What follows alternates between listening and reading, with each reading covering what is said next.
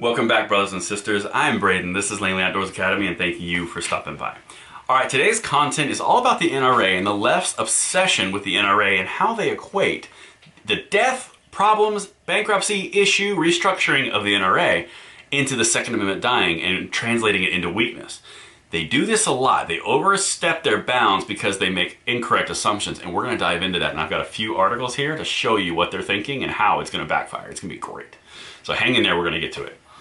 If you guys are here and you're watching this video for the first time, you've never been on this channel, first of all, thank you very much. If you guys are a subscriber, also thank you for returning.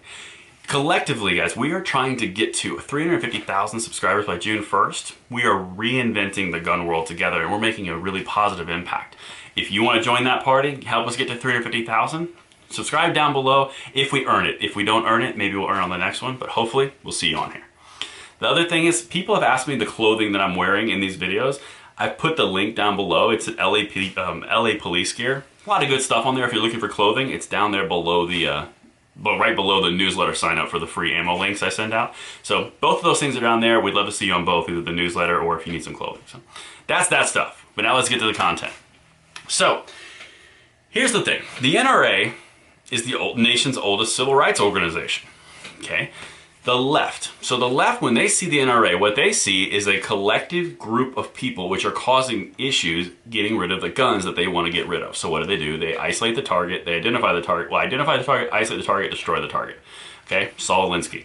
So what's interesting here is the worldview of the left is assuming that that will get rid of the Second Amendment. The only problem is they aren't understanding the worldview of the conservative side of the aisle. And this is where they get into trouble. And this is honestly why we're seeing gains when we shouldn't be seeing gains, and they can't figure it out. This is why. The left sees everything as a collective. Think about everything they've done in the 20th century for other governments in Europe. The needs of the many over the needs of the few. Google that and see what pops up.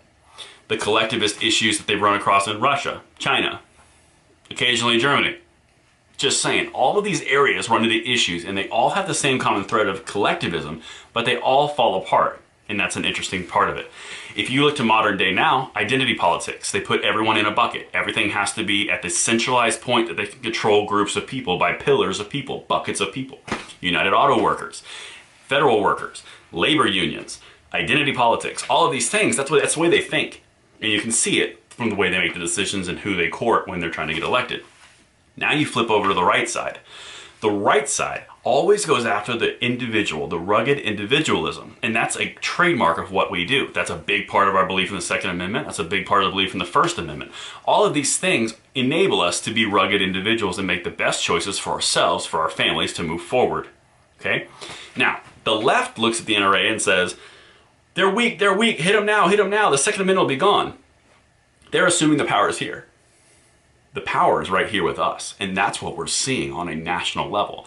Legislatures across the country are passing pro-gun legislation to the chagrin of the lefties, like to the point where they're losing their mind.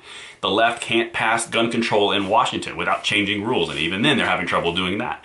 They're running into issues because of the rugged individualism, and they don't identify that the problem and the power does not come from the NRA. It comes from us who choose to support the NRA or Guns of America or whoever best represents our interests. And that's where we run into, and that's our strongest suit. And I've got some articles here, and I'd love to hear your thoughts below, by the way.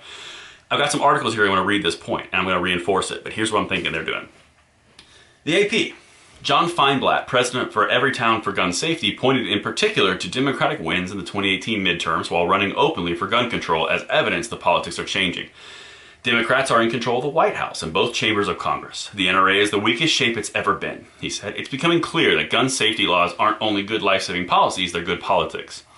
I think the implosion of the NRA and the growing support among the American people and the inevitability of increased support gives us the opportunity we haven't had before, Senator Richard Blumenthal, a Democrat of Connecticut, said last week. He added, what's changed is we now have a president who can put pressure on his colleagues. I'd rather him just put some pressure on some stairs and walk up, but whatever. The Politico. Advocates affiliated with these groups argue that a chance for action in Congress and elsewhere in the federal government has never been better, in part because public support for changes have steadily increased after a tragedy and subsequent shootings, and in part because of the implosion of the once mighty NRA. It's an interesting implosion again. York Dispatch. They're also heartened by the declining influence of the NRA, which filed for bankruptcy this year after being outspent by gun control groups for the first time during the 2018 elections. Okay, so what they're doing is they're assigning weakness to the NRA, therefore they're saying the Second Amendment is weak, so we can move on it. They aren't understanding that the power base is us. It's you and I. It's me on YouTube. It's you talking to your friends. It's the moves that we are making on an individual level through the way that we see the best to make forward a movement for our country. That's the strength. The strength is not up here. The strength is in us. And when a bunch of individuals unify and go towards a common direction, there is nothing that collectivists, there is nothing that auto workers, there's nothing that labor unions can do when we go forward as individuals, because individuals they transpose over those groups. And that's the thing. That's why they focus so hard on these buckets. Individualism goes across the board and it infiltrates all of these things.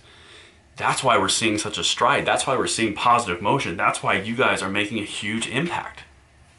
And keep it going, guys. I'd love to hear your thoughts on this. Let me know if that's a good thought, if you guys see it the way I see it. And until tomorrow, I'm Braden. I'll see you later.